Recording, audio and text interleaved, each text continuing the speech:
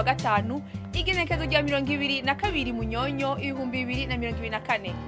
Ejo mu gitondo hatekanywa ko hazoba hari ikirere kirimwo ibicu vyinshi mu ntara nyinshi zigize igihugu cacu, kiretse mu ntara ya Mwaro, Gitega, Karusi, Muyiga, Ngozi na Kirundo, aho hazokwaka izuba harimwo n'ibicu bike bike.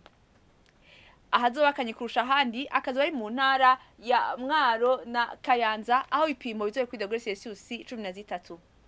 Ku muhingamo hatekanywa ko hazogwa imvura mu gihugu cose, hamwe hakazocamwo ibihe vy'izuba, nayo mu ntara ya Ruyigi na Muyinga hakazogwa imvura irimwo imituragaro.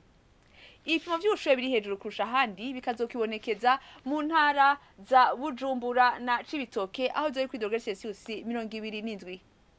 Ejo mu gitondo hatekanywa ko izuba rizoseruka isaha 12 zibura iminota 20 rirenge isaha 12 zibura iminota 2 zo ku mugoroba.